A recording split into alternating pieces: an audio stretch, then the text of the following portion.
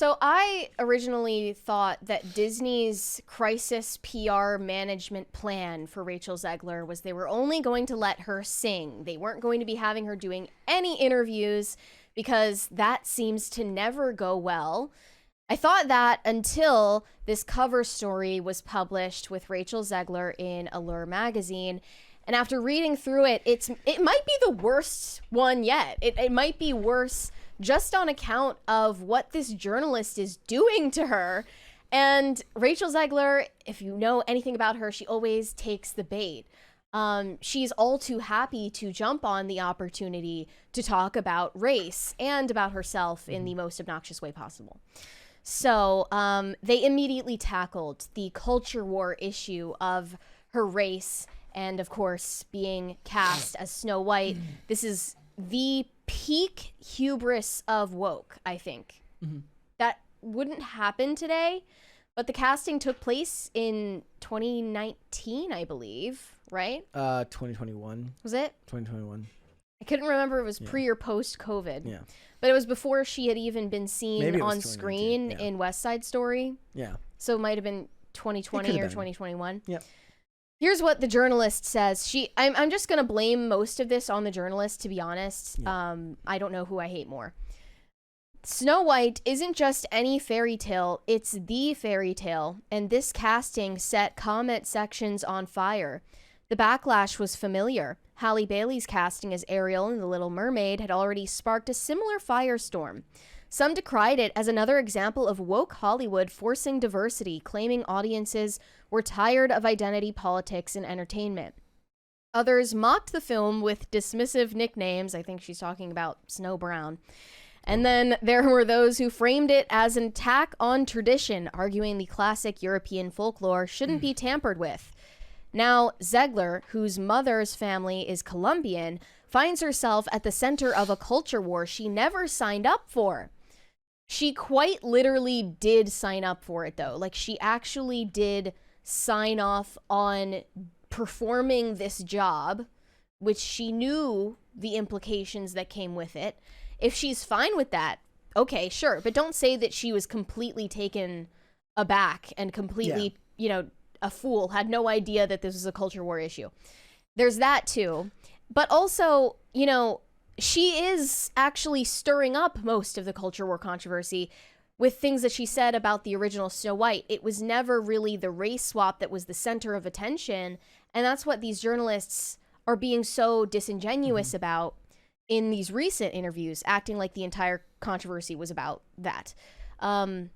So they also argue that Rachel Zegler isn't, as the Brothers Grimm put it in 1812, white as snow, which is arguably a reference less to race than to nobility, as aristocrats didn't labor in the sun. So they're actually trying to claim that the phrase white as snow in the Grimm fairy tale had nothing to do with the race or complexion of the character and more to do with her nobility status. That stupid argument aside, we don't even need to debunk. What I just wish they could do is show some respect and admit we didn't want a white person to play this character. Think that other people would have the same respect as well? They'd be like, at least they're admitting it? At least just with some honesty, like some mutual respect, even though we hate each other. You could just say, like, we wanted a brown person to play this role because we think that white people are on screen too much. Like, we just want less white people in the movie. The sheer number of controversies makes it almost irrelevant. So this is just one of many. I was going to ask you the hypothetical. Like, if they had cast, I don't know, Anya Taylor-Joy. I'm trying to think of like the whitest person I can think of right now. Like, if they had cast Anya Taylor-Joy, right? And she said the same things at the beginning, mainly showing disrespect for the original source material. And then the other controversies that happened as well, meaning the dwarves and all of that stuff. If all of those controversies had also happened, she's still in it with Gal Gadot, who's pro-Israel at a time when there's just a segment of the Disney fan base that seems to be itching to complain about it, either because they're wholly in support of Zegler or they're just, like that, I guess. I don't think it would have saved it at all. I think that the controversies would be just the same. You'd just be adding slightly one less Yeah, I agree. And they're completely ignoring that part of the conversation. That was not even addressed in this long cover story at all. Mm-hmm. Most of it was about race. And, they also wax poetic here in a way to paint a picture in your mind of Rachel Zegler as the victim. I'm struck by how petite Zegler is. Like a baby bird she is tiny. with eyes wide as saucers. It's only her unmistakable Garden State accent that reminds me this doll-like vision wasn't crafted by Disney Imagineers. And it's impossible not to feel the weight of every eye on her. No. Not just Disney fans, but the critics who see her casting as part of a larger debate. Well, then think about it this way. She's getting crushed. Her petite little body is getting crushed under the weight of bigotry. Take all of those descriptors that you just read, and then imagine the absolute gall of having the opinions that she does, or at least the forceful opinions that she tries to shove on people, while being that tiny. Mm-hmm. Like, can't back it up. Have you ever heard the Chris Rock skit when he talks about men and women? He talks about there's nobody who's more likely to embarrass you in a restaurant than a woman who knows you're not going to hit her. And then he talks about, as a man, there's a zone you don't go into because if you say that to a dude who's bigger than you, he's going to beat the crap out of you. The online version of that now is like everyone, and it's not just Rachel Zegler, everyone wants to dish it out. Nobody wants to take it back. Yeah. Not physically, but arguably sometimes worse. The psychological damage that's done from being the punching bag of the internet these days is probably something that should be studied in some fashion, of what happens when 10 million souls descend upon you to share their opinions. But the only way to avoid that is to have no opinions at all, because eventually you're going to end up having an opinion that upsets enough people. In this case, she picked the wrong time early on in 2022, when all of this stuff going on was still even more of a hot button issue than it is now. She was cast at a time where this would have been an even more blatant decision. And she actually had a quote in here that I wanted to reference, if you don't mind. Like, she says, "My only prayer for the future of diversity and inclusion is that we invest and nurture talent no matter what they look like." Now, that's actually perfectly fine. It's just you're ignoring the fact that you took specific stories and made it its own way, and you rebranded it in the image of somebody else, despite the fact that it was a Germanic piece of folklore. There are all sorts of storytellers that tell extremely diverse stories that don't get any of the pushback. Tyler Perry gets no pushback other than people maybe not liking his movies. Mm-hmm. Jordan Peele has carved out his own niche in Hollywood, that he tells stories that are specifically geared towards race that tend to be highly critically acclaimed. And at the very least, the first one was both critically and professionally loved, right? By both the public and the professionals. Spike Lee. There's all sorts. If we're talking closer to Rachel Zegler, like Guillermo del Toro, Alfonso Cuarón, Robert Rodriguez. Like, there's so many people that have worked in the industry for decades that never had these issues and continue. Oddly enough, most of those last names you still don't hear issues about. No, those are directors, not actors, but they get to tell their own stories, right? Desperado was made in like 1995. But it was an original, I think it was an original story. Nobody cared because Antonio Banderas was cool. Mm-hmm. Yeah. Like, society is not going backwards.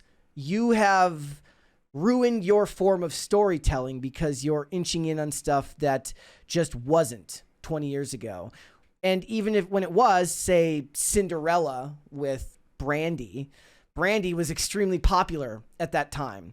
And the argument that I've always made to Mary is that race swap matters less when the actor is well known, because you may still have the 60% that really hate it based on principle, and I understand that correctly or completely, but there's going to at least be a segment of that population who's going to say, I don't like it, but it makes sense because Denzel Washington is a big star, because Brandy is a big star. She, unfortunately, in the Hollywood sense of it, is not a big star. I think if 10 years ago they made a live action Snow White starring Selena Gomez, it would have been a massive hit. Nobody cared about beloved by all because they love Selena Gomez. What about Camila Cabello did that that one the Camila Cabello Cinderella was widely hated. Yes, actually. but not because of race, right? Nobody likes bad. Her. Nobody likes her. It had Billy Porter in it. Yeah, that too. So they chalk a lot of this up to bad timing with Trump winning the election, and now Snow White is coming out. They say the debate over who gets to embody a fairy tale princess carries a new weight right now. But the fact is that Latinos are the fastest growing demographic in the U.S., a presence that will only continue to shape this country. If young Latinas see themselves in Snow White, it's not a rewriting of history. It's an acknowledgement of the country as it is today. Who's the one, Avalon? What's the other princess that they have at Disney that doesn't get as much play? No idea. Doesn't get as much play? Yeah, it doesn't get as much attention. It's only been done animated live action, not live action. Tiana? No, not that. I'm not sure. And they go on to say, how did she land the job? This question far too often is one that women, especially women of color, are forced to answer, which is rarely asked of white men. It's offensive on its face, and I cringe at the thought of how to broach this subject over our interview. And, just picture them in the setting of this extremely posh, beautiful cafe in Bergdorf Goodman in Manhattan. And we're talking about two of the most privileged people who have ever lived on this planet. And they are commiserating with each other about how hard it is to be Latina in this country and the questions, the microaggressions that people make towards you. Elena of Avalor.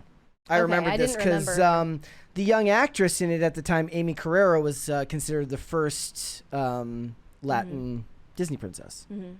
I hadn't heard of her before. I don't usually see her in the lineup. But that's insane. Jenna Ortega was in this. This was animated, right? Yeah. They could easily do this live action, but they don't. Mm-hmm. Zegler has had ample time to reflect on the question we both know I have to ask, and she doesn't flinch. So here's Rachel Zegler's explanation for why she got the role or how she landed the job, despite being relatively unknown and also not matching the description of the character. The reality is, I was given a chance because I could sing. Yeah. That's pretty much it. That's all that matters. She's saying she auditioned for Snow White before West Side Story had released, so they hadn't seen her on screen at all. They only had her audition to watch. They saw something they could invest in for the future. And Mark Webb, the director, says Snow White has an optimistic, youthful grace. Even in darkest moments, she finds humanity and beauty in others. Mm-hmm. I think Rachel has that in her spirit. I'm literally, in my head, I'm seeing Rachel Zegler at 3 a.m. typing on her phone the Instagram story rant toward Trump supporters, hoping that they never know peace. Yes, she has a lot of beauty and humanity in her soul. It doesn't hurt that during her screen test, she made us weep with her rendition of Waiting on a Wish. Yeah, she's a good singer. I guess that's her main selling point. It's going to be enough to carry this movie for a lot of the kids. Yeah. It will. This movie I don't think is going to make...